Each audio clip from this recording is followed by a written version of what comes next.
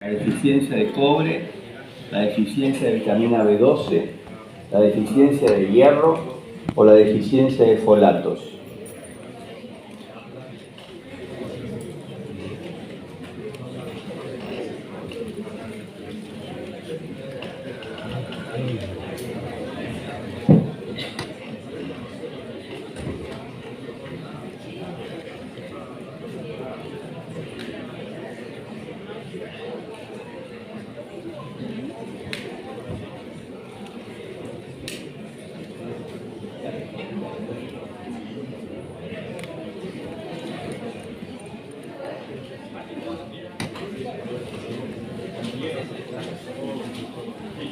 La deficiencia de hierro es la deficiencia más común del mundo.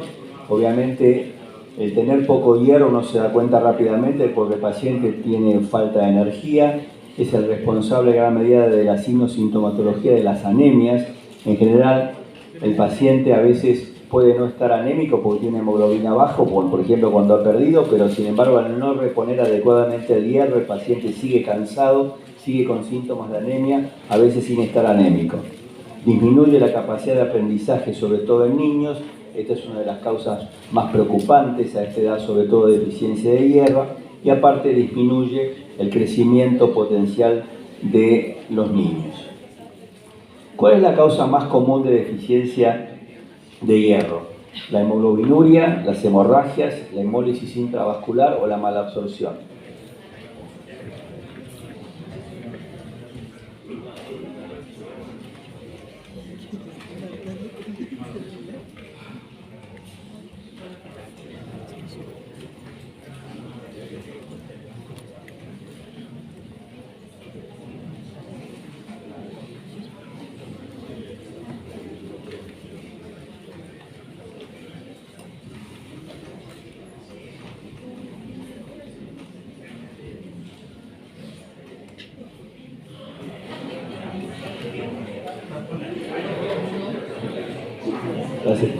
Las hemorragias. Acuérdense, Miguel. Vamos a hablar, la más común es la hemorragia. Vamos a ver un caso característico. Mujer de 46 años, portadora de artritis reumatoidea, relata mucha fatiga asociada a menstruaciones desordenadas y abundantes. Ha notado también aumento en la rigidez y los dolores poliarticulares, sobre todo en las manos. El examen físico tiene palidez de piel y mucosas, signos de inflamación en articulaciones proximales en manos y pies exacerbados. Tiene un laboratorio con 9 gramos de hemoglobina, 5.200 blancos, eritro de 32, plaquetas de 290.000 y un volumen corpuscular medio de 36 y una ferritina de 42. ¿Cuáles de los siguientes exámenes pueden aclarar la causa primaria de la anemia de esta paciente? Esto ya es una pregunta un poquito más no tan sencilla de contestar. Una PCR ultrasensible, una ferremia, una ferritina, una capacidad de la transferrina, depósitos de hierro en la médula ósea o un recuento de reticulocitos. ¿Cuál les parece a ustedes que puede hacer diagnóstico diferencial entre una anemia por pérdida o una anemia de enfermedades inflamatorias que puede tener esta paciente?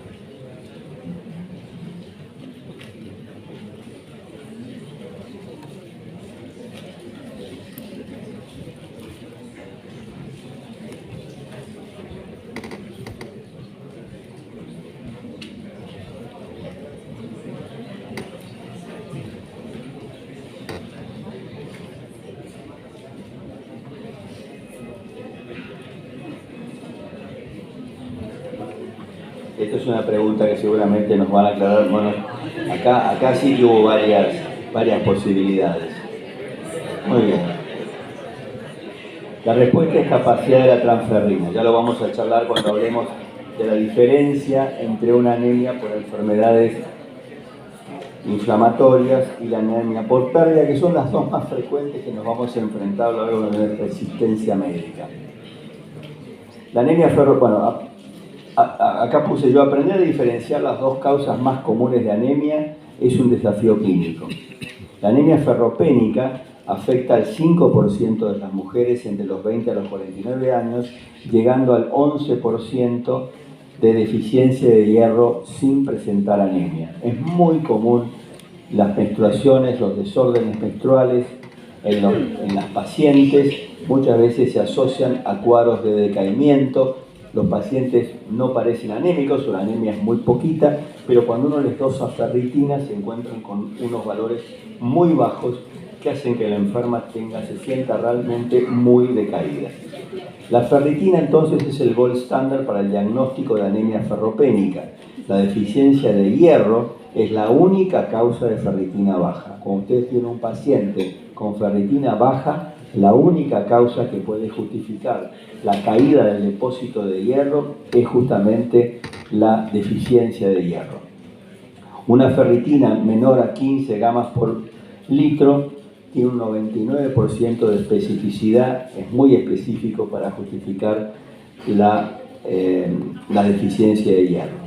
En el caso de que la ferritina, como esta paciente, tenía un valor cercano a 40, ahí no está tan claro porque puede ser que la paciente esté deficiente, pero como la ferritina se comporta como un reactante de fase aguda en una paciente con artritis reumatoidea, estamos en duda si realmente tiene una anemia carencial o su anemia se asocia a las enfermedades crónicas, en este caso reumáticas.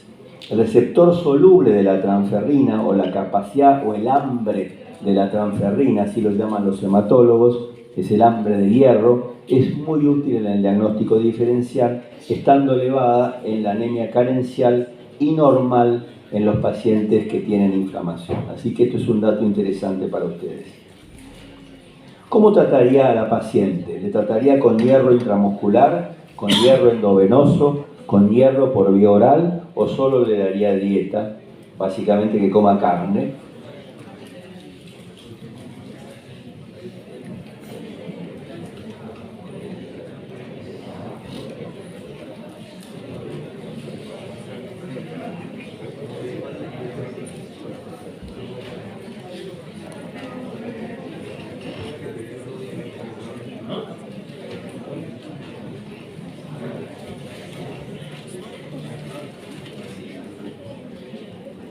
Bueno, coincido con la mayoría de ustedes. Esta paciente, además de darle carne, obviamente le daría un poco de hierro oral para que se recomponga un poquito más rápido. Decide dar sulfato ferroso por vía oral 2 tabletas diarias para mejorar la absorción. ¿Cuál de las opciones no es correcta? Usted quiere que la pastilla de hierro, que es una pastilla de metal, para que se absorba mejor, ¿en qué condiciones hay que dárselas? Una de estas opciones no es correcta. Con el estómago vacío, con un vaso de jugo de naranja, con ácido ascórbico, con té y salvado de avena para mejorar la tolerancia del hierro. ¿Cuál les parece que no es correcta? ¿Con qué no le darían ustedes el hierro a esta paciente?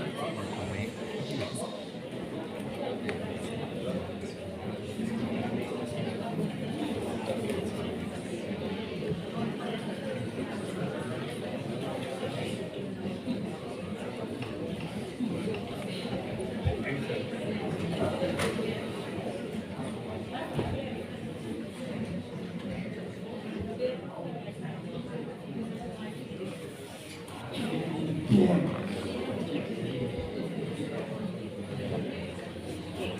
¿Por cuánto tiempo administraría el suplemento de hierro a esta paciente? ¿Hasta mejorar la anemia? ¿Por 120 días, que es la vida media de los hematíes? ¿Por 3 meses? ¿Por 6 meses? ¿Qué les parece lo mejor para este enfermo?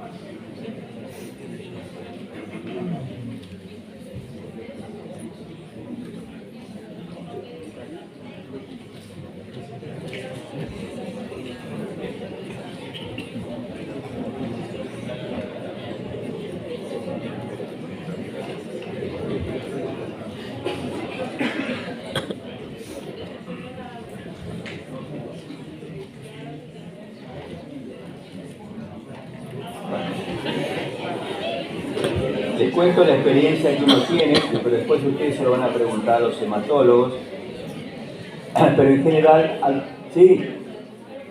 He escuchado a un hematólogo que dice que la anemia se corrige si demora 2 meses dándole el hierro, hay que darle 2 meses más para los depósitos. Sí. Entonces, Mi experiencia, claro, yo soy un clínico, no soy un hematólogo. La experiencia mía La experiencia mía es que tenés que suministrar el hierro por bastante más tiempo para que los depósitos lleguen a... Hasta que no tengas cubiertos los depósitos, la paciente va a seguir débil. Entonces, en general, la opción que te puse entre 3 y 6 meses, yo prefiero darle por un tiempo prolongado, no solamente para corregir la anemia, que es lo primero que se corrige. La hemoglobina se corrige más rápida que los depósitos. Tenés que darle un buen suplemento de hierro para que el paciente lentamente vaya mejorando sus depósitos y ahí, recién ahí, la paciente va a mejorar sus síntomas. Esta es una paciente de 65 años que concurre a guardia por jaquecas, visión borrosa, picazón, eritema de cara luego de afeitarse. Es un ex-tabaquista.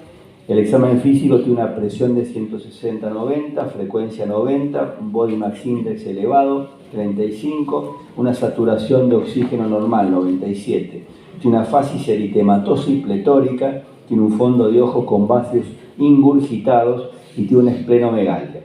En el laboratorio ustedes encuentran una hemoglobina de 19 gramos por ciento, 13.500 glóbulos blancos, con aumento de la basofilia y 600.000 plaquetas. El resto del examen sin mucho aporte.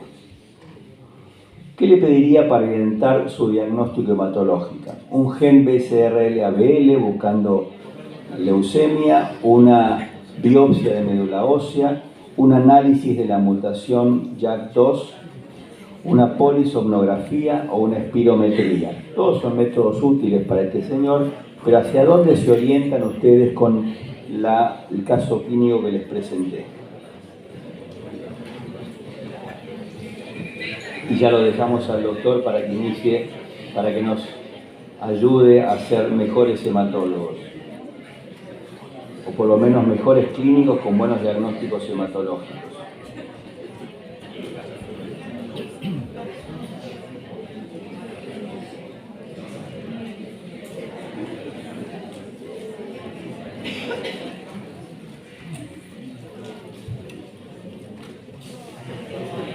Bueno,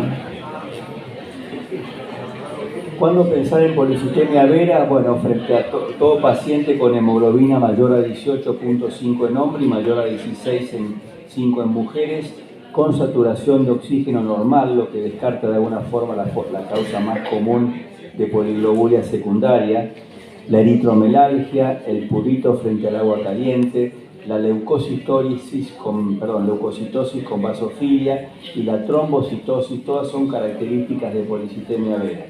El diagnóstico de laboratorio se hace por la mutación ya que tiene un 97% de sensibilidad.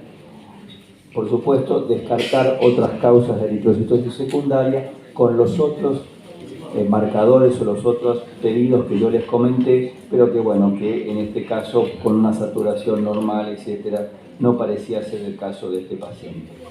Bueno, las otras opciones, el cromosoma Filadelfia que se asocia a leucemia mieloide crónica, el diagnóstico hematológico requiere la presencia de este oncogen en todo paciente con leucoeritoblastos en sangre periférica, que no es el caso de este paciente. La punción es aconsejable en todo proceso mieloproliferativo con JAK2 negativo, para el diagnóstico diferencial de mielodisplasias, fibrosas o fenómenos mieloproliferativos neoplásicos.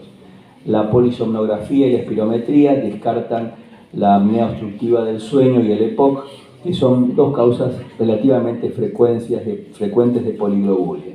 La desaturación nocturna o permanente no se asocia en este caso a esplenomegalia, ni a neuco, ni a trombocitosis. Bueno, terminamos acá y le dejamos al doctor. Bueno, tenemos la suerte de tener en este módulo que den las charlas un instituto de hematología que es muy importante en la Argentina. La familia Pavlovsky tiene en el medio hematológico argentino y en el medio clínico argentino un respeto esencial. Yo le diría que estamos en este momento en la tercera generación de médicos hematólogos que llevan adelante este instituto. Fundaleu, por ejemplo, es el nombre del instituto tan conocido en Argentina y en Buenos Aires. Así que vamos a tener la colaboración de estos hematólogos para que nos hablen de en todo este módulo de hematología. Bueno, buenas tardes, gracias por la invitación, gracias a la Asociación Médica y a ustedes por estar acá. Vamos a ver, ahí está. Bueno.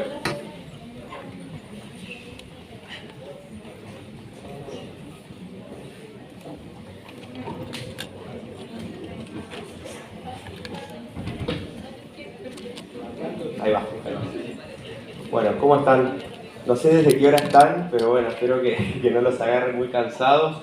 Mi nombre es Bruno Vaneson, yo soy médico, como decía el doctor, soy especialista en hematología y también soy especialista en hemoterapia. Actualmente estoy trabajando en Fundaleu y en el Centro Pavlovsky. Ahí me desempeño como médico hematólogo y estoy a cargo del banco de sangre de Fundaleu y del servicio de aféresis. En este módulo de hematología que van a comenzar hoy, van a ver a lo largo de las disertaciones distintos temas. Hoy a mí me toca empezar dando un híbrido entre iniciamos con hemoterapia, porque me pareció importante que veamos y que discutamos algunos conceptos de hemoterapia que van a ver que están muy ligados a lo que es la práctica clínica y al día a día, al soporte transfusional y demás, que me parecieron temas apropiados para un curso de especialistas en medicina interna. Y la segunda parte es otra charla que tiene que ver más con la hematología de por sí, pero que abarca también a la hemoterapia en lo que es el tratamiento de la hemocromatosis, las sobrecargas de hierro, tanto primarias como secundarias.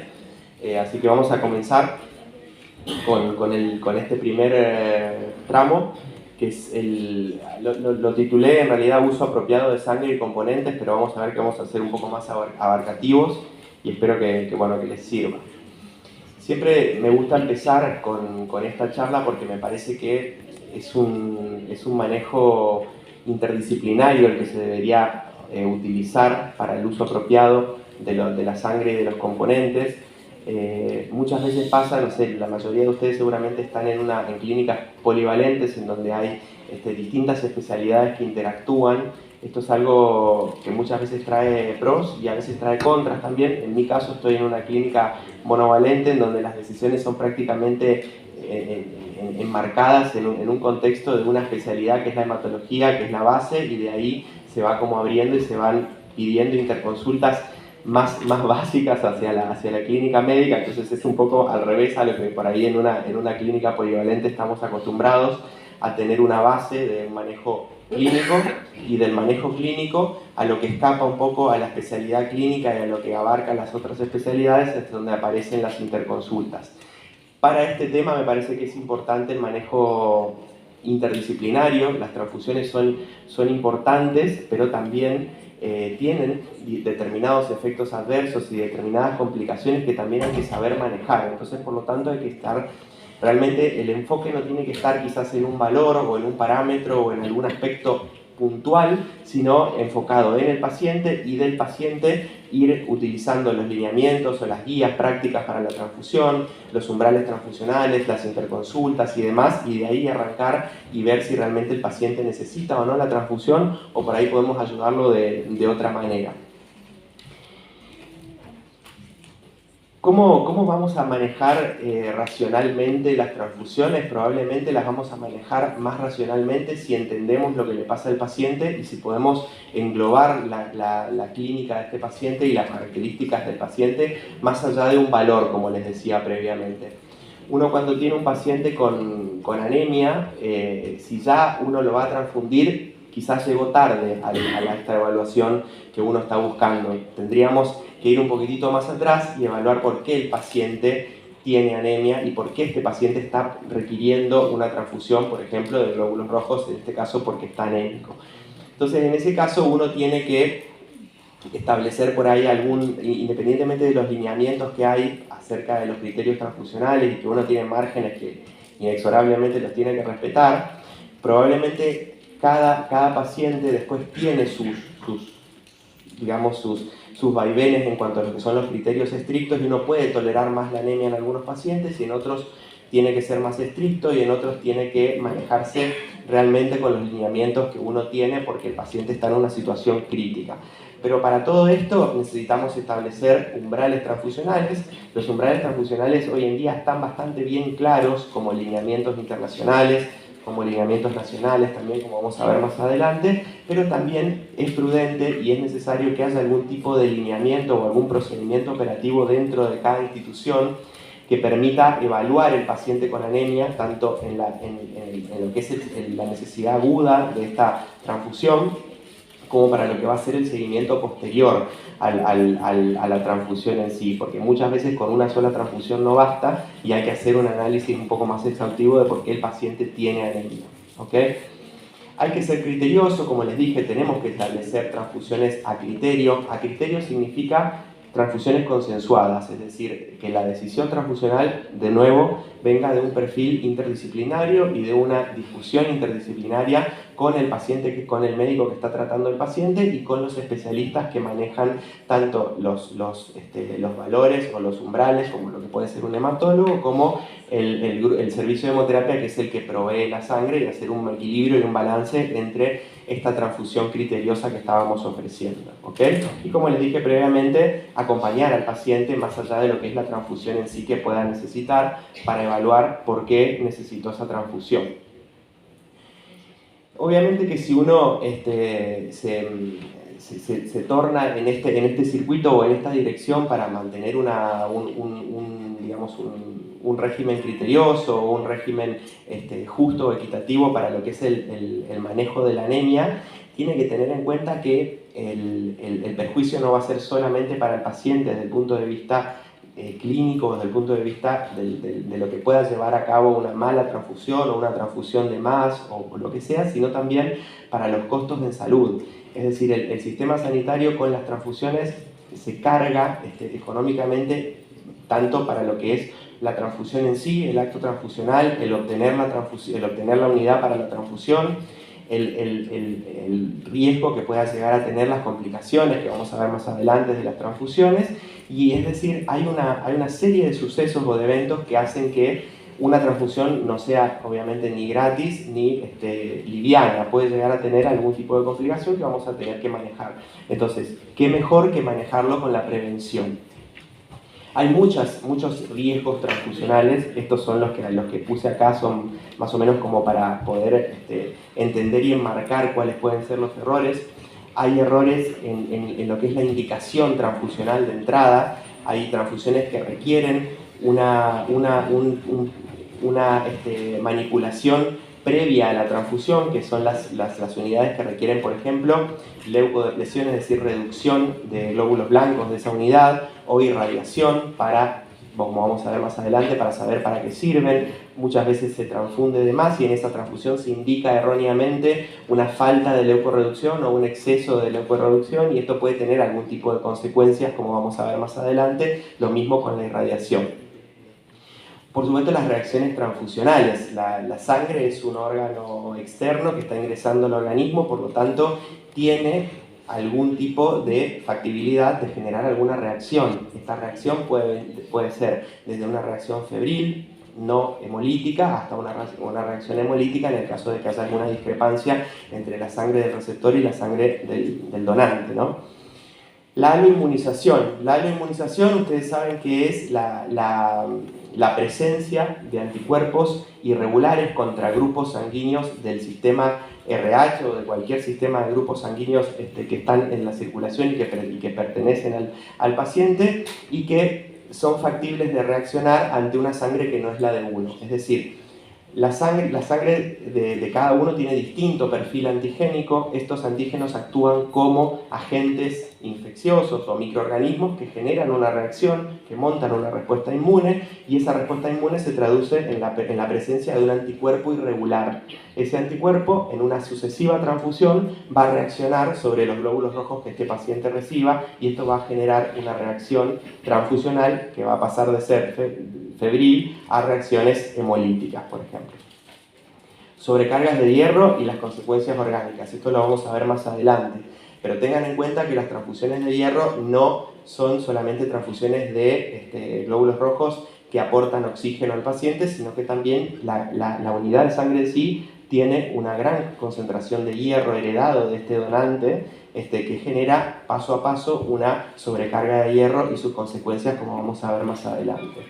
Y obviamente que cada transfusión, como les dije previamente, sumado a lo que venimos hablando, sumado a lo que son los riesgos también por la sobrecarga de volumen, por la sobrecarga de lo que es la presión oncótica de la sangre, que genera también una retención de líquido en el intravascular y demás, que van a llegar a posibles efectos de sobrecarga de volumen en este paciente, que muchas veces lo toleran, pero muchas veces no lo toleran por las situaciones o las comorbilidades que tenga este paciente que está recibiendo.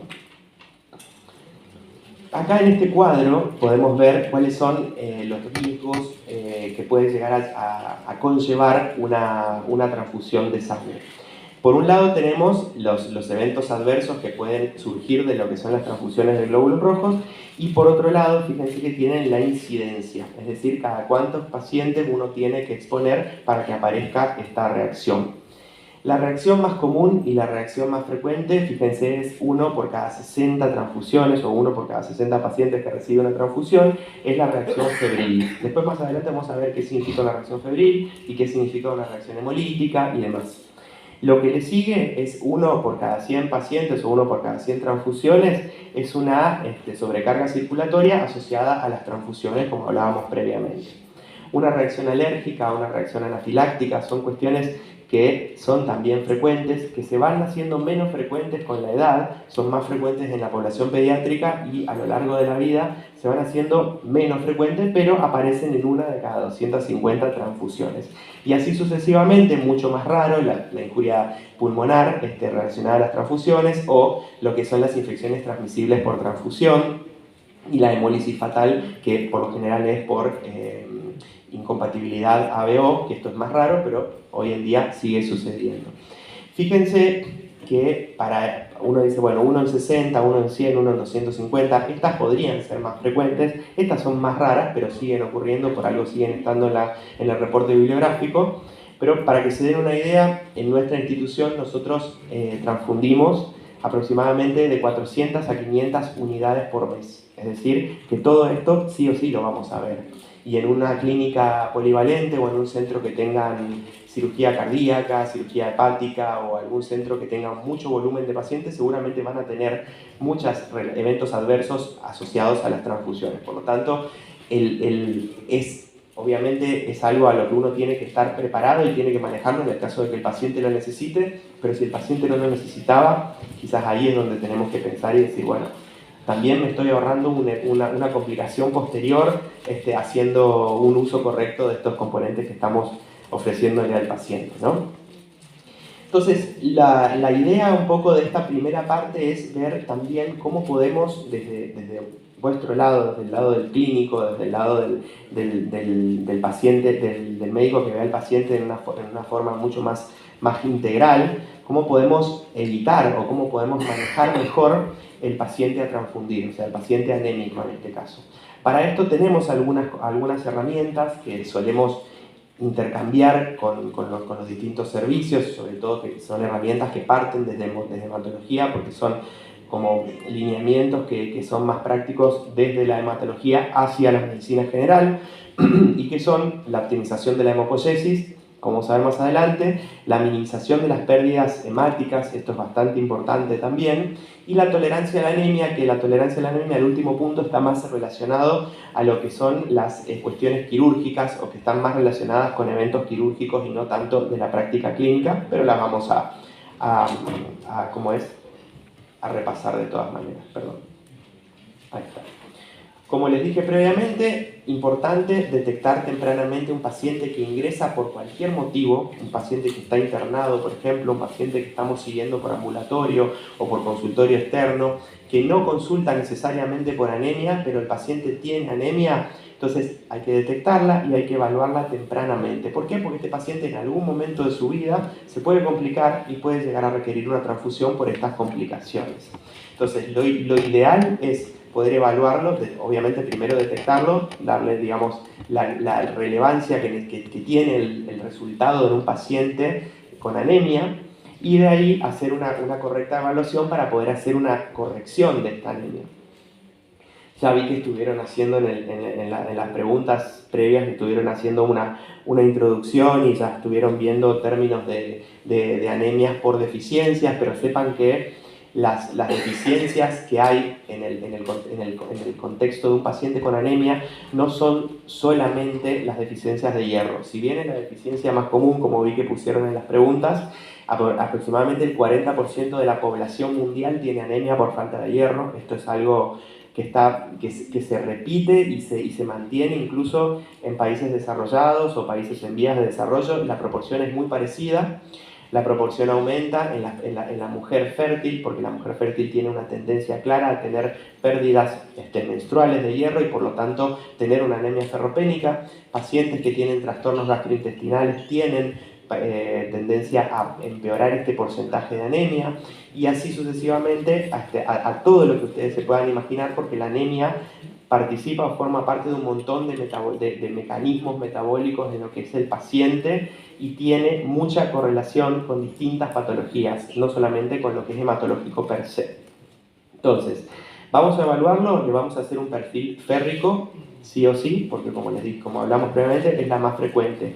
El perfil férrico no tiene que empezar con el hierro libre. El hierro libre, la ferremia, no es un método que uno pueda usarlo como método fidedigno para evaluar las reservas de hierro. El hierro libre, la ferremia, tiene otras utilidades. Si bien se correlaciona por lo general con la anemia ferropénica porque está más bajo, no siempre se correlaciona directamente con la reserva metabólica o la reserva orgánica que tenemos de hierro en el cuerpo. ¿Okay? Entonces vamos a centrarnos, como vamos a ver más adelante, en ferritina y en el porcentaje de saturación de la transferrina para determinar si el paciente tiene o no tiene suficiencia de hierro en este organismo.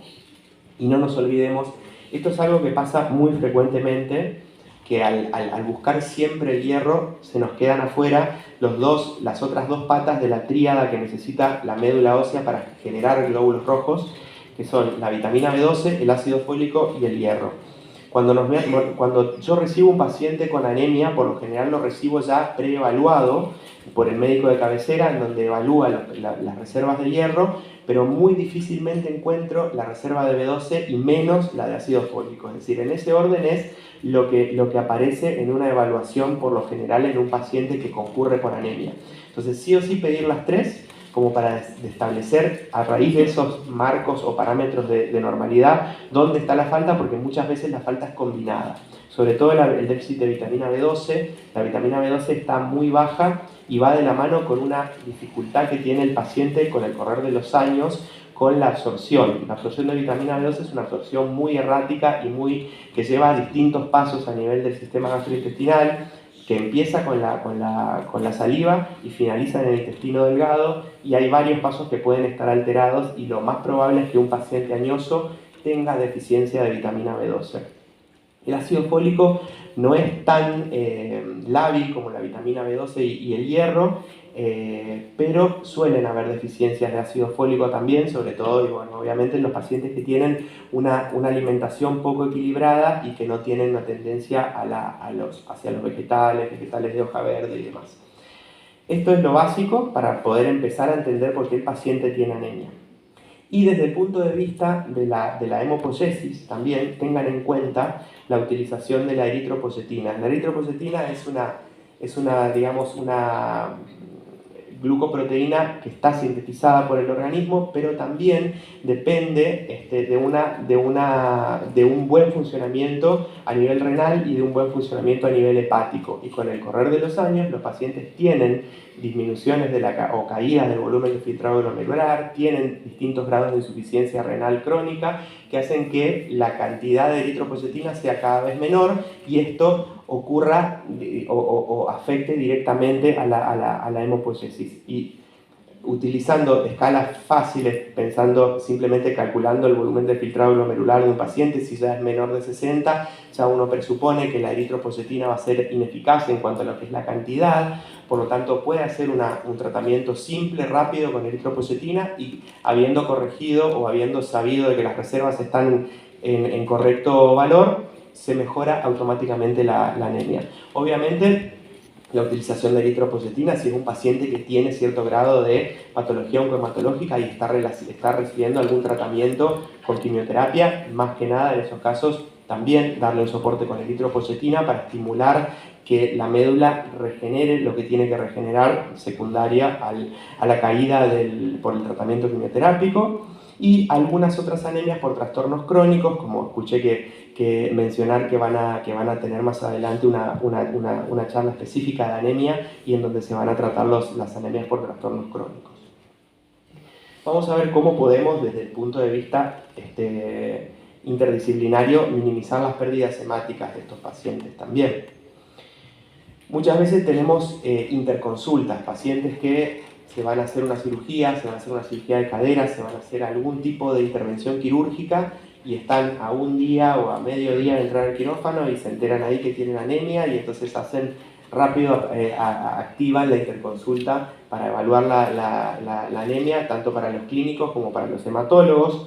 Esto es lo mismo que les planteo como un manejo interdisciplinario y un manejo preventivo. Cirugías en lo posible en las cirugías selectivas, tener algún tipo de evaluación ambulatoria o una evaluación prequirúrgica con cierto tiempo de anticipación, como escuché también en unas preguntas que hicieron recién. Si el paciente se va a hacer una cirugía de cadera y tiene una anemia que es claramente ferropénica, quizás se solucionaba la anemia con una aplicación de hierro endovenoso a 15 días o a 20 días de la cirugía y se evitaba una transfusión, por ejemplo. O si tenía más tiempo, podía hacer la suplementación por vía oral y corregir el déficit y evitarse la transfusión, ¿no? Pero no solamente aparece la anemia en estos pacientes que tienen que hacerse algún tipo de intervención quirúrgica, sino que también aparecen las alteraciones del perfil hemostático. Esto es muy común también, ligado muchas veces a la edad, ligado a las comorbilidades de que tienen estos pacientes. Muchos son añosos, muchos tienen cierto grado de afectación hepática. Sabemos que la afectación hepática trae alguna coagulopatía asociada. Hay ciertos grados de displasias del paciente añoso que cursan con trombocitopenia y demás, si uno se encuentra a 48 horas o a 24 horas de hacer la cirugía o en el momento que hay que hacerla con una alteración del perfil hemostático que podría haberse solucionado haciendo un estudio previo y analizando previamente a este paciente. Medidas simples, medidas cualitativas y cuantitativas de lo que es el perfil hemostático del paciente, sin ir más lejos. Un tiempo de protrombina, un APTT, un fibrinógeno, con eso basta para entender dónde estamos ubicados, para entender ya un perfil hemostático básico del paciente. Sí. ¿Es útil la medición de eritropoyetina, digamos, o en ciertos casos de pacientes oncomatológicos o pacientes que uno sabe que tienen algún grado de falla renal? ¿Es útil la medición, digamos, de rutina o...? Sí, la eritropoyetina por lo general para lo que es la decisión terapéutica si vamos a usarla o no, no tiene mucho sentido, no tiene mucho valor, pero es muy buena la pregunta porque la piden. De hecho, me pasa con pacientes que tienen un volumen de filtrado glomerular menos de 50, tienen 9 de hemoglobina, 80 años, calculás el clearance y le decís, bueno, probablemente la causa no tiene defectos en reservas, tiene una EPO baja, probablemente por la insuficiencia renal. Y me dicen, le dosaste, el mismo auditor te pide que doses la eritropoyetina. No tiene sentido, pacientes que tienen eritropoyetina normal mejoran, responden. La eritropoyetina para lo único que sirve para su medición es para los síndromes mieloproliferativos crónicos, como vieron en ese caso de la policitemia vera, en donde está prácticamente abolida la eritropoyetina. Ese es el único caso que tiene sentido pedirlo, porque un paciente con poliglobulia y eritropoyetina indetectable, ahí sí va a tener relevancia y uno se va a poder tirar más a que ese dosaje nos sirvió para algo. Pero en la práctica clínica, con el volumen de filtrado glomerular bajo y la anemia, ya es suficiente para iniciar eritropoyetina. ¿Okay? Muy buena pregunta. Y en cuanto a lo que es el perfil hemostático, como les dije previamente, las medidas cuali y cuantitativas simples, TP, KPTT, fibrinógeno, con eso nos basta. La tromboelastografía es muchísimo más específico, no todos los centros lo tienen, y es una medición mucho más específica de la actividad hemostásica del paciente, y es una medición cualitativa, porque habla de distintos momentos del coágulo, y en donde nos da información mucho más allá de lo que es solamente el TP, el KPTT y los factores de la coagulación, sino que hablan de disfunciones de ya las plaquetas, disfunciones del endotelio, distintas disfunciones que son quizás más necesarias para lo que es la optimización del recurso intraquirúrgico, en el quirófano. Ahí quizás tienen una relevancia mucho mayor porque yo sé lo que le está pasando en el momento al paciente y puedo ir directamente a reemplazarle lo que le está faltando, ¿ok? Pero ya con una medición simple de KPTT, TPI y fibrinógeno ya estamos bien. Y en lo que es el soporte terapéutico, como les dije, poder tener tiempo para corregir la coagulopatía es importantísimo para que el paciente sangre menos, para evitar una complicación. Poder utilizar fármacos que son coadyuvantes a lo que es la coagulación, esto es muy importante también. ¿Por qué? Porque muchas veces solucionamos sangrados sin transfusiones, simplemente dándole al paciente ácido tranexámico, o sea, favoreciendo la antifibrinolisis para que el paciente mantenga o perdure el coágulo que sí es capaz de formar y no está sangrando por eso. Y la recuperación intraoperatoria, que también eso es no es muy difundido, sino que ciertos centros que tienen quizás clínicas en donde se hacen cirugías extensas o cirugías complicadas, cardiovasculares, hepáticas, renales y demás, lo necesitan como medida para hacer un recupero de sangre o de los sangrados que puedan llegar a tener dentro de lo que es el marco de la cirugía. Esto también se puede llevar a cabo. Pacientes anticoagulados, esto pasa muchísimo. Se tiene que operar, se tiene que hacer una endoscopía, se tiene que sacar un diente, se tiene que hacer cualquier cosa y el paciente está anticoagulado y no sabía. Y yo no sabía. Entonces ahí arranca de nuevo. Si hubiéramos sabido, suspendíamos correctamente el anticoagulante, lo preparábamos, lo acompañábamos y el paciente no tenía requerimiento transfusional de plasma para corregirlo, de concentrados protrombínicos para corregir y para normalizar el RIM y se solucionaba más rápido. Otro tipo de patologías o de coagulopatías más complicadas, como las que ya conocen, las hemofilias, el factor de von Willebrand, la enfermedad de von Willebrand, la insuficiencia hepática, como les dije previamente, que es ya de por sí un trastorno en donde coexisten problemas de coagulación y de sangrado en el mismo paciente. Insuficiencia renal, como les dije, la insuficiencia renal, la uremia elevada genera una alteración en lo que es la agregación y adhesividad plaquetaria también, entonces un paciente renal crónico con plaquetas normales puede sangrar porque esas plaquetas funcionalmente no están trabajando como deberían. Las situaciones de trauma, de shock, todo eso genera que el pH de la circulación, que la temperatura del paciente, la hipovolemia en sí, hacen que haya trastornos en lo que es la coagulación de los pacientes. Entonces, sabiendo todo esto con antelación y corrigiéndolo, se evita seguramente la transfusión, la complicación y el uso inadecuado de estos fármacos o transfusiones. Esto es lo que les comentaba del ácido tranexámico. El ácido tranexámico es valiosísimo, tiene muchísimos estudios y muchísimos ensayos randomizados y bien hechos con bibliografía robusta o con sustento robusto para poder ayudar a lo que es el perfil de la coagulación de los pacientes. Y con el simple uso, tanto oral y endovenoso, muchas veces uno se ahorra un montón de complicaciones intra, post o prequirúrgicas de estos pacientes. ¿Okay? Ahí les nombro rápidamente cuáles son, después si los quieren leer o profundizar, pero son todos estudios que se hicieron a raíz de trauma o sangrado en distintas situaciones. ¿Y cómo hacemos entonces también para los casos en donde a pesar de que hicimos todo, el paciente persiste anémico y tiene que sobreponerse de una cirugía o tiene que realizar algún tratamiento que va a generar que este paciente no resuelva rápidamente la anemia? ¿Cómo podemos hacer que este paciente tolere mejor la anemia? Esto es algo que se usa mucho a nivel del quirófano, como estábamos hablando antes, como el recupero intraoperatorio y demás. Hay varias medidas para optimizar la tolerancia a la anemia. Hay medidas desde el punto de vista de la anestesia, los anestesistas y los cardiólogos y también los intensivistas saben cómo manejar distintos parámetros del organismo para para mejorar la distribución tisular de oxígeno, para mejorar el gasto cardíaco, para mejorar el perfil ventilatorio del paciente y hacer que este paciente no esté hiperdinámico o en situación de hipoxia ante determinadas situaciones, sobre todo en las situaciones quirúrgicas. Y no olvidarse, por último, de lo que es el postoperatorio. Esto pasa siempre. Le di una transfusión, le di hierro, lo acompañé hasta la cirugía y después de la cirugía me olvidé. No lo controlé más, no volví a ver si el paciente tenía síntomas de anemia, si estaba anémico, no volví a chequear las reservas.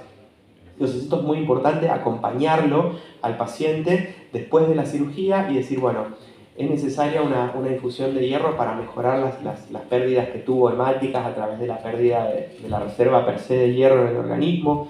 Tengo que seguir haciéndole un soporte con vitamina B12, con ácido fólico.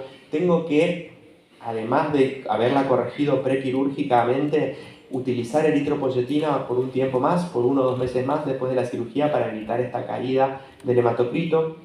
Esto no lo traje a colación acá o a las diapositivas porque por ahí tenía que hacer un popurrí de hemoterapia, pero hay distintos estudios que muestran cómo la mortalidad y la recuperación postquirúrgica de los pacientes mejora cuando el paciente no está anémico y empeora cuando el paciente está anémico. La anemia de por sí es un factor de mal pronóstico para mortalidad temprana postquirúrgica o postoperatoria. Entonces esto es importante y hay que seguirlo más allá de lo que fue la cirugía y la corrección rápida de la anemia antes de la intervención.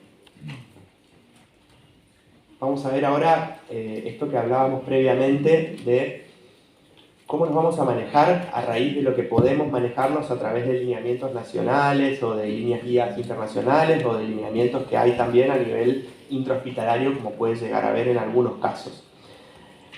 En el pasado se utilizaba el protocolo liberal, se llamaba un protocolo liberal de umbral transfusional, es decir, a criterio del médico que lo estaba siguiendo al paciente o a criterio clínico del paciente. Y los umbrales liberales eran umbrales mucho más permisivos en donde se transfundía al paciente con valores de hemoglobina o de plaquetas más altos de los que hoy se usan como umbrales restrictivos. Esa es la diferencia. Van a encontrar en la bibliografía protocolos liberales o protocolos restrictivos de transfusión. Hoy en día a nivel mundial, y luego de, no porque se les haya ocurrido que había que pasar de liberal a restrictivo, sino porque hubo distintos ensayos randomizados, controlados, en donde se vio que no era necesario tener un valor fisiológico, por decirlo, de lo que es la anemia de por sí para un paciente, para manejar el gasto cardíaco, para manejar la distribución tisular de oxígeno, y por lo tanto se fue acortando, se fue ajustando ese perfil y se hizo más restrictivo. Entonces todo lo que vamos a ver de aquí en adelante son estudios que determinaron estos protocolos restrictivos. Vamos a empezar por el valor de la hemoglobina. Hoy en día utilizamos a la hemoglobina prácticamente como parámetro para definir muchas cosas. Antes, en la antigüedad, se usaba, por ejemplo, la cantidad de glóbulos rojos para definir anemia, o el hematocrito para definir anemia. Eran digamos, medidas que quizás hace 10, 20, 30 años atrás eran mucho más factibles de escuchar decir el paciente está anémico porque tiene menos de 4 millones de glóbulos rojos, pero después uno dice, pero este paciente tiene anemia y tiene 6 millones de glóbulos rojos o 7 millones de glóbulos rojos. Paciente con talasemia, por ejemplo. Pacientes con talasemia tienen poliglobulia, tienen 6 millones, 7 millones de glóbulos rojos y por ahí pueden tener 11 de hemoglobina. Entonces, dejó de ser un parámetro fidedigno el número de glóbulos rojos para definir la anemia. El hematocrito lo mismo. El hematocrito es muy variable, varía según el estado de hidratación del paciente, varía según también el perfil hormonal del paciente, tanto el género masculino como femenino tienen distintos perfiles hormonales que hacen que el hematocrito no sea hoy en día un parámetro correcto para definir anemia o necesidad transfusional. Por lo tanto, nos vamos a centrar en el valor de la hemoglobina para definir si el paciente tiene o no tiene un criterio de transfusión estricto por valor, ¿okay? Que no es lo mismo a lo que hablábamos antes de por evaluación compleja del paciente en su totalidad, síntomas, signos y valor que tiene para definir anemia.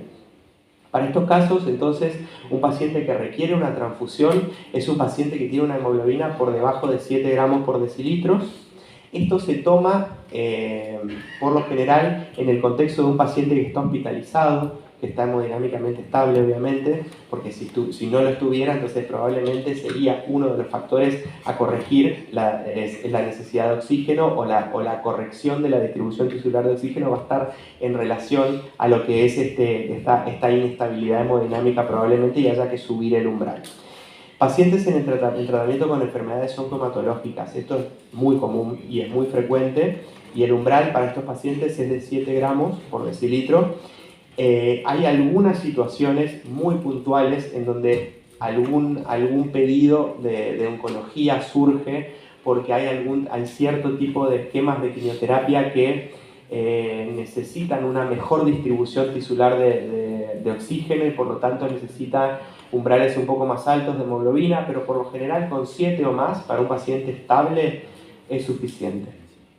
Ahora, ¿qué pasa con los pacientes que tienen algún tipo de comorbilidad relacionada a lo que es una cardiopatía? En esos pacientes se estableció también, y por ensayos retrospectivos, por metaanálisis, por estudios, por sustento bibliográfico, no porque decidieron que iban a ser más benevolentes, sino porque hay un sustento de lo que venimos hablando de manejo reducción del gasto cardíaco, mejoría en la distribución tisular de oxígeno, por lo tanto, en estos casos se necesita un umbral un poco más alto de oxígeno, de hemoglobina, perdón, que sería de 8 gramos por decilitro. Cardiopatía preexistente, intervenciones quirúrgicas, sobre todo cirugías que no tienen que ver con lo cardiovascular, porque muchas veces para lo que es cirugía cardiovascular el umbral sube y es de 10 o de 10.5 por el sangrado que conlleva la cirugía cardiovascular de base. Y esto también es algo que si bien está discutido, tiene una base lógica, que son los pacientes que tienen trombocitopenia severa o alto riesgo de sangrado. Muchas cascadas o situaciones hemostáticas en el paciente se inician sobre la superficie del glóbulo rojo también. Y la anemia o la falta de glóbulos rojos circulantes hace que haya trastornos en la coagulación de ese paciente. Entonces, quizás en pacientes que tienen plaquetopenia de menos de 20.000 o de menos de 10.000, o pacientes con fiebre o algún tipo de riesgo de sangrado o riesgo quirúrgico de sangrado o cualquier situación que les esté haciendo un cambio en su actividad basal o en su estabilidad, como hablábamos antes de los pacientes hospitalizados, tienen que tener un umbral un poquitito más alto y pasar de 7 a 8 de hemoglobina. Esto es otra cosa también importante que se nos suele consultar o suele partir desde el médico de cabecera, es decir, tengo un paciente que tiene menos de 7 de hemoglobina, le doy 2 unidades ya para mejorar y que esté mejor y que se sienta mejor, más rápido. Esto por lo general también forma parte de un estudio o una evolución en lo que fue en los protocolos, y dentro de los protocolos restrictivos de transfusiones también sugieren hacer transfusiones controladas, es decir, hacer transfusiones de a una unidad de glóbulos rojos y evaluar al día siguiente, evaluar la situación clínica, evaluar los signos, los síntomas, si tienen signos o síntomas de anemia, si tienen alguna situación que hace que uno decida una segunda transfusión, pero de base ir transfundiendo controladamente de a una unidad para ir corrigiendo o para ir viendo cuál es el menor valor de hemoglobina el cual el paciente no tiene signos o síntomas de anemia. ¿Okay? Obviamente unidades, esto hoy en día sería prácticamente, ya no necesitaría escribirlo, unidades isogrupos significa que tienen que ser del mismo grupo del paciente, unidades compatibles, pero hoy en día no es tan fácil de encontrar algún tipo de discrepancia o algún tipo de incompatibilidad ABO en lo que son las transfusiones de sangre. Por lo tanto, esto no es tanto para ustedes, porque ustedes no necesitan indicarnos una transfusión isogrupo. Desde el servicio de hemoterapia esto es algo que tenemos que hacerlo nosotros, pero siempre sepan que hay que hacer transfusiones isogrupo y compatibles, es decir, que significa que hay que probar una compatibilidad in vitro entre el suero de la persona que va a recibir la transfusión y los glóbulos que vamos a transfundir. Porque por más que sean isogrupo, muchas veces hay distintas situaciones, anticuerpos irregulares, distintas citoquinas que tiene el suero del receptor que hace que sea muy factible que esa sangre, a pesar de que es isogrupo, sea incompatible con ese paciente. Entonces hay que elegir también, además de una unidad isogrupo, una unidad compatible, es decir, que no genere aglutinación después de haber enfrentado el suero del receptor con el glóbulo de la unidad que vamos a transfundir. ¿Ok? Y en otro punto, para pacientes con anemia crónica, es decir, pacientes que crónicamente van a tener anemia, quizás ahí hay que establecer regímenes más personalizados. Quizás pacientes que tienen que hacer un tratamiento oncohematológico de meses toleran 6 de hemoglobina, o pacientes que están hace mucho tiempo tratados no toleran 8 de hemoglobina y ya tienen síntomas o signos de anemia. Entonces hay que hacer o establecer perfiles más personalizados para este tipo de pacientes, pero únicamente en aquellos pacientes que tienen patologías crónicas en relación a lo que es la anemia. ¿Okay?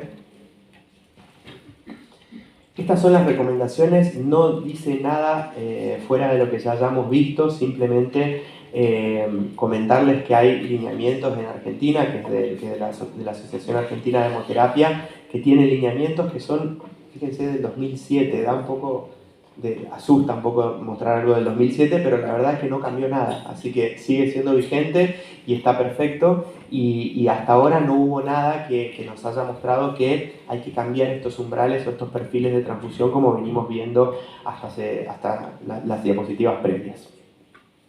Por último vemos el umbral transfusional para plaquetas. Esto también es muy importante porque no todo el... Sí, perdón. Quería hacer una pregunta respecto al paciente que, digamos, está en un contexto de un sangrado activo, una hemorragia de vías digestivas, ejemplo, en el cual la concentración de hemoglobina no disminuye por debajo de estos valores. ¿Cómo se maneja el tema de la transfusión en estos casos?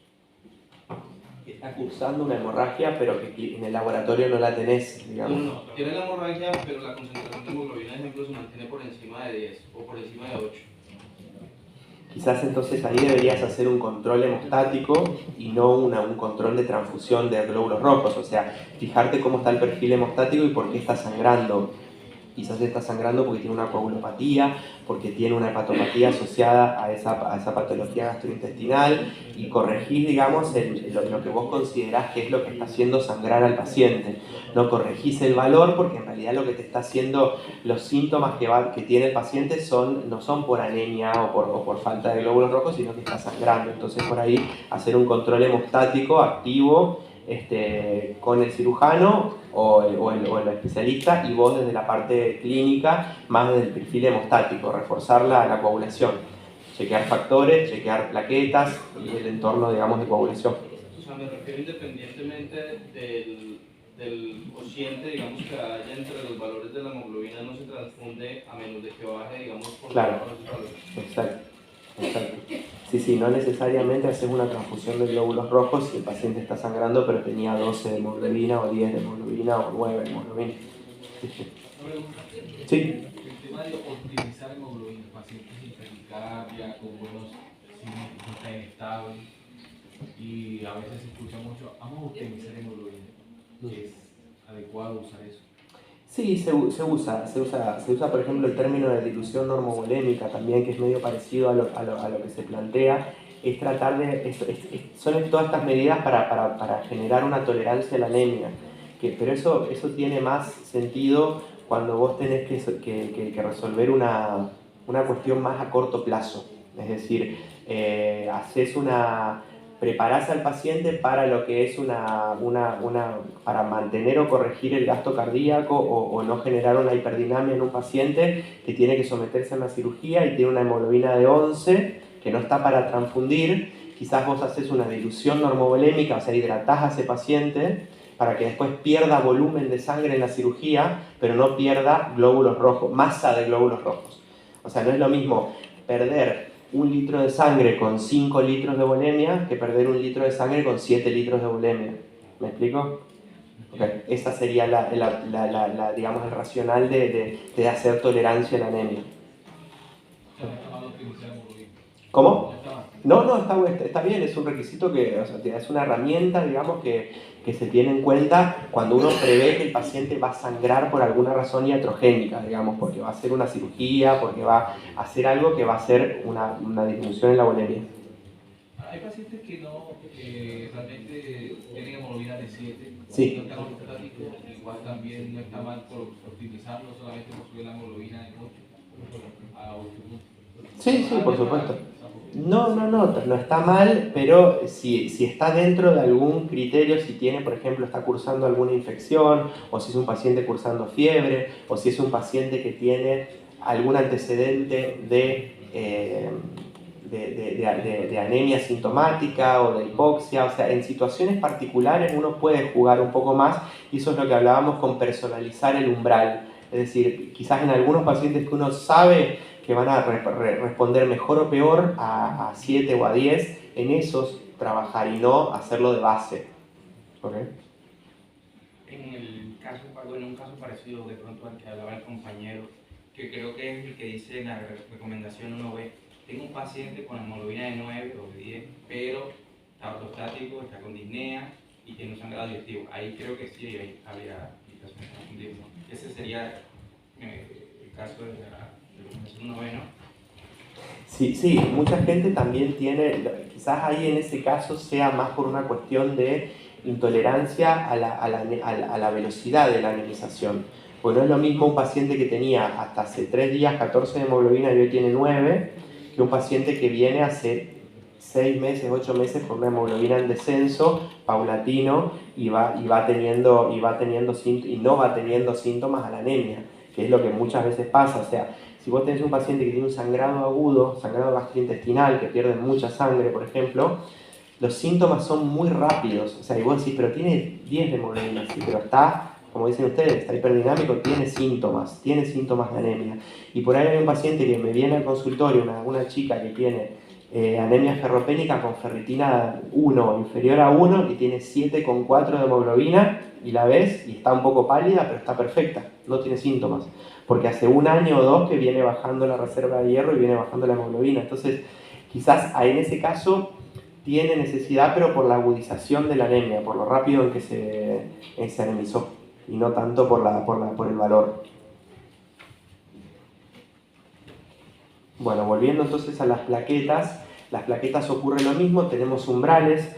Por lo general, el umbral en pacientes estables, hospitalizados, es de 10.000 o menos para transfundir, sobre todo en aquellos pacientes, como les dije, en donde se prevé un tratamiento quimioterápico, en donde va a tener una trombocitopenia primaria por algún problema que tiene oncohematológico y secundaria al tratamiento oncohematológico. Entonces ahí uno tiene que ser más restrictivo en no transfundir de más, porque no tiene indicación. El endotelio tiene una integridad asegurada cuando el paciente tiene un recuento plaquetario de 7.000 o más. Ya con 7.000 plaquetas o más, la integridad de por sí del endotelio está respetada y está protegida, a menos que obviamente tenga una noxa, una herida, una caída, lo que sea, que ahí obviamente sí va a tener que recibir plaquetas. Pero en situaciones fisiológicas, 7.000 o más no son un riesgo hemostático para el paciente. Pero se usa hoy en día el valor de 10.000 para simplificar este valor, y por encima de 10.000 no se transfunde y por debajo de 10.000 se transfunde. ¿Cuándo se transfunde por encima de 10.000? Ante distintas situaciones, como por ejemplo lo que hablábamos previamente, en pacientes anémicos que tienen trombocitopenia severa, uno trata de ser un poquito menos restrictivo con la transfusión de rojo, pero también con la transfusión de plaquetas, mantenemos un umbral de 20.000. Cuando los pacientes tienen fiebre, la fiebre de por sí es un factor para activar el endotelio y para activar la coagulación de por sí, por lo tanto va a haber un consumo de plaquetas durante la fiebre, muy probablemente en un paciente sano se consumen plaquetas por fiebre solamente porque hay una activación endotelial que hace que esas plaquetas se consuman. Por tanto, la fiebre hace que el umbral aumente y nos vayamos a 20.000 o menos para recibir una transfusión. Y la coagulopatía, obviamente no es lo mismo un paciente con un TP y un KPTT prolongado y 200.000 plaquetas que un paciente con una coagulopatía y 20.000 plaquetas o 10.000 plaquetas. Obviamente que ahí uno va a tener que hacer un poquito más de esfuerzo para mejorarle la hemostasia. En términos de punción lumbar, se necesitan de 40.000 plaquetas en adelante. Ahora vamos a ver en lo que son los lineamientos de la Asociación Argentina de Hemoterapia, un poco más restrictivos, pero por lo general una punción lumbar es segura, sobre todo si la persona que está llevando a cabo el procedimiento no es avesado y no tiene mucha práctica. Se prefieren en estos casos perfiles más liberales para subir un poco más el umbral y proteger entonces del sangrado raquídeo o del sistema nervioso central a nivel de la columna.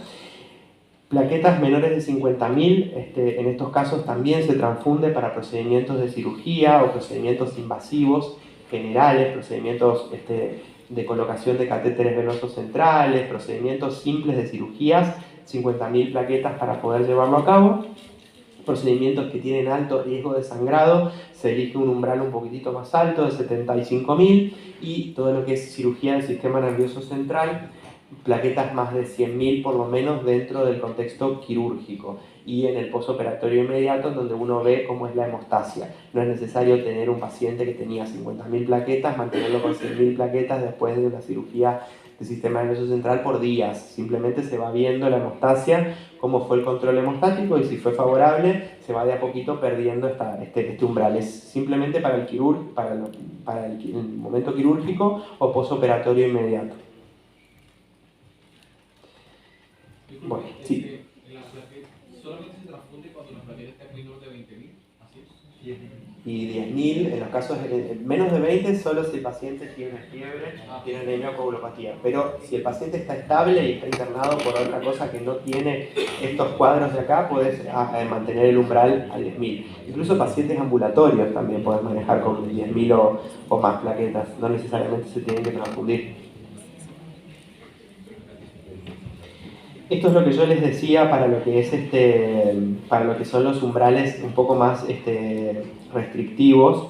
Fíjense en lo que es punción lumbar para leucemia mieloide aguda o punción lumbar para leucemia linfoblástica aguda. Esto es bastante común, las punciones lumbares, porque forman parte de lo que es el diagnóstico del compromiso de las leucemias en sistema nervioso central, y lo que es el tratamiento de por sí tiene profilaxis intratecal con corticoides y con distintos fármacos. Entonces son muy usuales las punciones lumbares.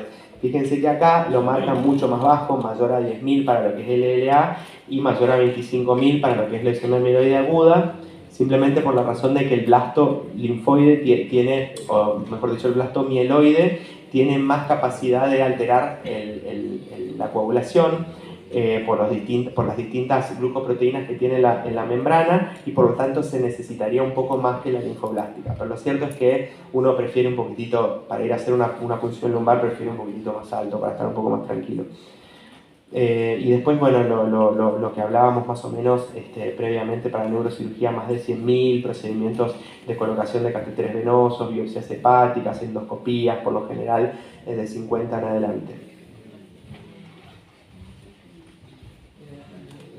Bueno, y finalmente, para terminar este módulo de hemoterapia, contarles que en lo que son las transfusiones, nosotros como banco de sangre, como servicio de hemoterapia, hacemos distintas modificaciones a lo que son las unidades de sangre que tenemos en el banco para poder transfundirlas. No siempre tienen la misma indicación y no siempre se les hacen los mismos procedimientos previos a lo que son las transfusiones. Son tratamientos que se le realizan entonces a los hemocomponentes que dependen de los antecedentes del paciente y de las patologías de base que tengan estos pacientes, ¿ok?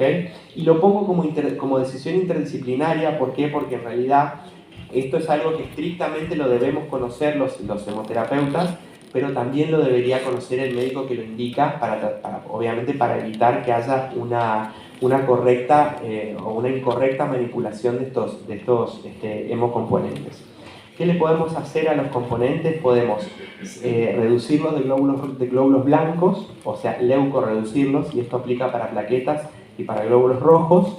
Podemos irradiarlos con una irradiación que por lo general es gamma o radiación X, que va a inactivar algunos linfocitos que queden a pesar de que uno filtró esa unidad con glóbulos rojos o plaquetas para lo que es la leucodepresión. Si quedaron algunos residuales, algunos pacientes necesitan además que inactivemos esos glóbulos blancos que quedan residuales para evitar lo que vamos a ver más adelante. Muchas veces necesitamos hacer una reducción del volumen porque hay pacientes que no toleran grandes cantidades de sobrecarga de volumen, entonces uno tiene que reducir el volumen, desplasmatizar unidades o separarlas en alicuotas, es decir, una misma transfusión de glóbulos rojos, dividirla en 2 o 3 porciones más pequeñas y ver y probar tolerancia con cada una de esas unidades. Eso es separación en alicuotas. Y el lavado consiste básicamente en lo que es el tratamiento sobre el plasma o el suero de esa unidad para extraerle ciertos componentes que son proinflamatorios, citoquinas o distintos elementos que van a favorecer una reacción por lo general inflamatoria, una reacción alérgica y que queremos evitar en determinados pacientes. Todo eso se puede llevar a cabo. Como les dije, entonces la restricción de glóbulos blancos se hace para glóbulos rojos y para plaquetas. Se utilizan filtros, que son filtros de retención y adhesión de estos leucocitos para que queden atrapados y para que se le pueda garantizar al paciente que recibe una unidad sin glóbulos blancos. El objetivo, ahora lo vamos a ver más adelante, ¿cuál va a ser? Nuestro objetivo va a ser básicamente evitar ciertas reacciones que son bastante molestas o que pueden determinar en algún tipo de complicación en esa transfusión. Lo primero que evitamos haciendo la filtración de los glóbulos blancos y en la extracción de estos glóbulos blancos es evitar una reacción febril no hemolítica. La más clásica, la que vimos que ocurría en uno de cada 60 pacientes. Algunos pacientes tienen sensibilidad a los antígenos leucocitarios, a los antígenos HLA, que hacen que generen una especie de incompatibilidad, que no es una incompatibilidad ABO, pero es una incompatibilidad por esta glucoproteína del antígeno leucocitario común, que muchas veces uno no es compatible con otro y simplemente genera una reacción. Bueno, esa es la reacción febril no hemolítica transfusional. Evitamos entonces también la aloinmunización contra antígenos leucocitarios que uno no comparte con la unidad que está recibiendo, que esto va por lo general a llevar a la refractariedad plaquetaria en algunos pacientes que necesitan transfusiones periódicas de plaquetas y que se exponen a distintos antígenos que van recibiendo de las transfusiones y van generando anticuerpos anti-HLA que van a directamente hemolizar o destruir esa plaqueta que recibe. Eso es algo bastante frecuente que se ve y lo evitamos con la filtración. También evitamos la transmisión del citomegalovirus. ¿Por qué? Porque el citomegalovirus es un herpes virus que tiene su reservorio en los glóbulos blancos, en los leucocitos, en los monocitos sobre todo. Entonces, haciendo la filtración, uno retiene glóbulos blancos e indirectamente retiene la posibilidad de que ese citomegalovirus replique en el huésped inmunocomprometido y genere una reactivación o una primoinfección de citomegalovirus en un paciente que está inmunocomprometido. Entonces, para evitar eso, se filtra, sí. En un paciente que haga algo con esa refractariedad plaquetaria, que tenga algo oncomatológico, Sí. con transfusiones de plaquetas persistentes, uno podría intentar tratarlo con una PTI con corticoides como para ver si disminuye la refractariedad de la plaqueta. Porque hay pacientes que transfunden, no sé, yo hoy tienen 3.000, mañana 4.000 y todo el tiempo están reteniendo Sí. y no suben. No, lamentablemente tienen muy baja respuesta a corticoides, a diferencia de la PTI, digamos, en la PTI sí uno tiene respuesta a corticoides y es muy buena. En los pacientes que tienen refractariedad plaquetaria, como ya generó un mecanismo inmunológico previo y hay un mecanismo tanto humoral como celular, o sea, hay una respuesta de linfocitos T y una respuesta de linfocitos B, el corticoide no es suficiente para frenarlo. Entonces, en esos casos no hay mucho que hacer, es decir, si el paciente sangra, en ese caso en que haya sangrado se hace soporte transfusional y gamma globulinas, que es lo que se utiliza para la PTI, que no responde a corticoides también y sangra, ¿no? Pero hay muy pocas herramientas para la refractariedad plaquetaria, o sea, se prefiere mantenerlo con esas plaquetas bajas sin transfundirlo mientras el paciente esté estable y no sangre. Si sangra, entonces ahí sí, transfusiones y gamma globulinas. Y en el rechazo, y la otra indicación para lo que es la leucorreducción, para el rechazo de injerto de órganos sólidos, que pasa lo mismo. Antígenos leucocitarios, que probablemente el nuevo órgano puede llegar a tener un rechazo a futuro. Pacientes en donde se prevé que van a recibir un trasplante de órganos sólidos o el paciente que recibió el trasplante de órganos sólidos, también filtrar esa unidad para evitar entonces el rechazo de injerto. Esto ya les expliqué, la reacción febril porque estaba causada y que era mediada por el sistema leucocitario común. Perdón, esto les quería mostrar. Fíjense cómo baja la incidencia de reacciones febriles cuando uno filtra la unidad. La reacción febril en estos reportes está en un 31%, o sea, casi 3 de cada 10 pacientes generó una reacción febril no hemolítica transfusional en relación a esto. Y después de la leucorreducción, la tasa baja a 1.7, realmente baja mucho la incidencia de reacción febril no hemolítica. Para plaquetas, porque imagínense que las plaquetas son las que más tienen el anticuerpo o el antígeno dando vuelta porque está libre en el suero o en el plasma. En glóbulos rojos baja, pero no es tan evidente. Esto ya les dije. La irradiación, como les dije, además de filtrarlo, nosotros podemos irradiar el producto que vamos a pasar. Irradiamos plaquetas e irradiamos glóbulos rojos. Granulocitos es otro tema que no viene al caso porque es más para otro tema, para neutropenia febril, pero centrémonos en que podemos irradiar plaquetas y glóbulos rojos con el objetivo de inactivar los linfocitos T que queden residuales, que no se hayan filtrado.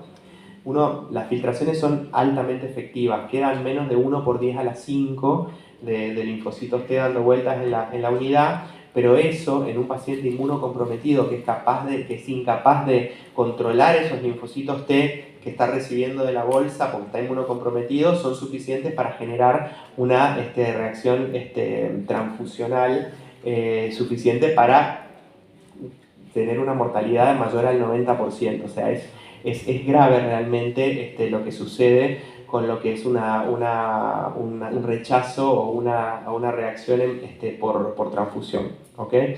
Para esto irradiamos, inactivamos estos linfocitos T del producto y no son capaces de montar ninguna reacción inmunológica y pasan directamente y no generan la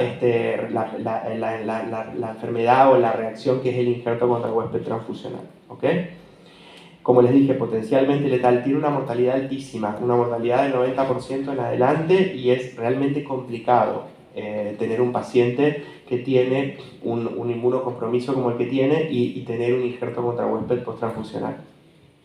Y es un compromiso multisistémico, compromiso cutáneo, gastrointestinal, insuficiencia hepática, insuficiencia renal, fallo multiorgánico, es realmente complicado y muy pocas veces uno llega a entender por qué fue, hasta que se da cuenta retrospectivamente que la unidad que recibió era una unidad que no estaba irradiada. A veces no es tan claro de darse cuenta por qué el paciente evoluciona así. Un paciente que está en UTI y que tiene una sepsis, una coagulación intravascular diseminada y evoluciona rápidamente, desfavorablemente, capaz que ni me di cuenta y en realidad era un injerto contra huésped posttransfusional, o sea, porque la clínica es muy parecida.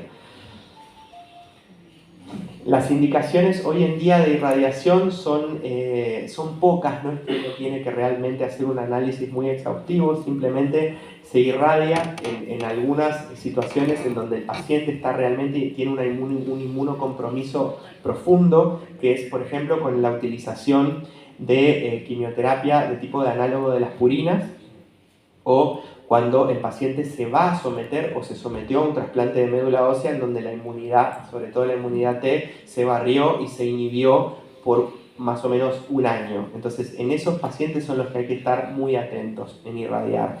También pacientes de muy bajo peso, pacientes de menos de 2 kilos, neonatos o exsanguíneo transfusiones en pacientes con neonatos también, porque el peso se relaciona con la madurez del sistema inmunológico y ese sistema inmunológico está inmaduro desde el punto de vista del compromiso T y puede generar o montar una reacción injerto contra huésped transfusional. ¿Okay? Esas serían las 3 cosas. Después les queda seguramente la charla como para leerlo más detenidamente, pero básicamente en pacientes que van a tener un compromiso profundo de inmunidad T o pacientes de bajo peso que no tienen maduro el sistema inmunológico T. Separación en alicuotas, como ya les dije, las indicaciones sobre todo pacientes que tienen antecedentes o reacciones transfusionales, antecedentes de sobrecarga transfusional o antecedentes de anemias hemolíticas autoinmunes que recibieron una unidad y generaron una hemólisis o empeoraron su hemólisis, también se hacen alicuotas para ir controlando la reacción que tuvieron. Reducción de volumen básicamente destinado y centrado a la intolerancia a los cambios de volumen de los pacientes. Y el lavado, como les dije, para remover sustancias que generen algún tipo de reacción alérgica o citoquinas proinflamatorias, ¿ok? Pero hay que tener en cuenta que con el lavado nosotros además tenemos la desventaja que perdemos hematocrito en la unidad de glóbulos rojos porque al hacer el lavado uno separa por centrifugación, pero cuando uno hace la separación con la prensa, el punto de corte es a ojo y entonces ahí uno pierde hematocrito porque pierde glóbulos rojos cuando saca el remanente que usa de solución de lavado. Y lo mismo pasa con las plaquetas. El NAP es el número absoluto de plaquetas. En una unidad de plaquetas, cuando uno las lava, también corres el riesgo de perder. Entonces hay que tener en cuenta que si uno las lavó, probablemente no llegue a la misma recuperación de glóbulos rojos o a la misma recuperación de plaquetas post-transfusional. Fin. Terminamos acá.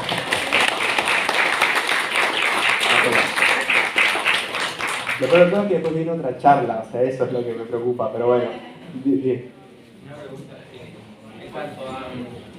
en cuanto a la premedicación, ¿se debe indicar o nunca se debe indicar? ¿En qué casos se debe indicar?